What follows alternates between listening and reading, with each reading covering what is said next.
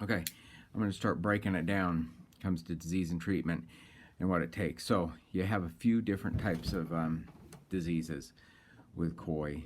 Anybody, I mean, it's the same, right? We got parasites, we got bacterial stuff, and we have your viruses. So that's kind of the way it breaks down for everybody. Viruses, nothing you can do about it. Cover it real quick. KHV, koi herpes virus, absolutely deadly. If you have it, if it's diagnosed in your pond, get rid of it, kill them all. Anybody that's been exposed and didn't die is a carrier and a dangerous fish, and the only thing you can do is put other koi in it that are already exposed. The responsible thing to do is just to destroy them all once there's a koi herpes virus identified. And if they'd have done that in the first place, we wouldn't have it now. But some people didn't. They thought they had a cure, and there's no cure. So that covers KHV and any other viruses. So the rest of it, you got bacterial stuff and you have parasites.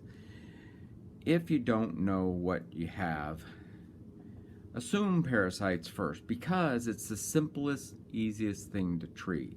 You can start with something like a Proform C, which is a malachite green formaldehyde or formalin based product in combination, and start with a treatment with that and see if it works, see if it helps.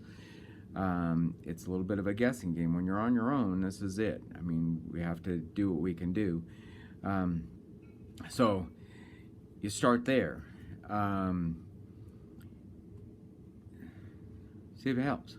If it doesn't, you got to move on. The downside is you guessed, you were wrong, you've suffered the fish by hitting them with a treatment that wasn't helpful, and you lost valuable time in treatment.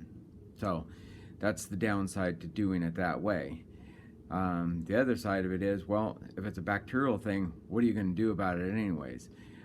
Because bacterial medications are harder to come by, and they're going to respond to different things. So I'm going to get into showing you how to look at the gills. If you've got fish that are moving very sluggishly, lethargically, gasping at the surface for oxygen or air, then you could still have one of two things. It could be parasites in the gills, gill flukes. For gill flukes, you're going to need a specific gill fluke medication.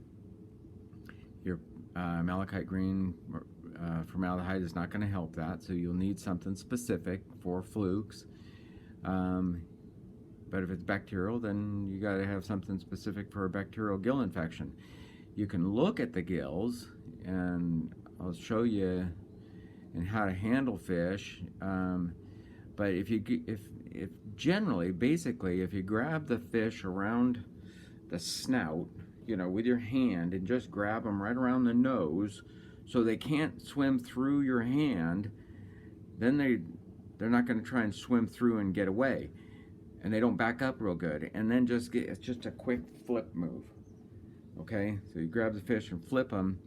And a lot of times, if you can just grab them and flip them real quick like that, get them on their back in the water upside down, then you can just gently take your thumb and open up the gills and look at them carefully.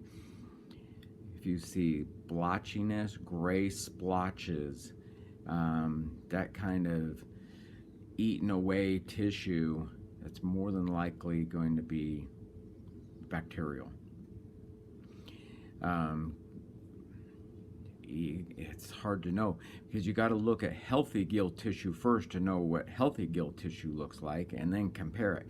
Now, healthy gill tissue is going to be very deep red, almost purplish sometimes color, but a very deep dark red color, very even, healthy looking tissue. The gill plates themselves are like little strands. So they should be all tight and neatly put together. If those strands are breaking up and they're fibrous, that's a problem. If they look milky or covered in extra slime, that's a reaction. There's slime coat. If your fish in general start looking cloudy looking and milky looking, that's because they're reacting to parasites. Generally, it's a parasite infestation, and they're just going into hyper slime production mode to try and ward off these parasites. So that's kind of a good thing, because that's a simple thing. You hit them with a Proform C and you got a pretty good treatment. So I'm gonna stop here. I'm gonna try and do this in small segments and small bites, so I don't bore you with my blabbling on, and I can upload these videos a little faster. So kind of some of the basics. I'll be back with more details in my next video. Until then, I'm your pond guy.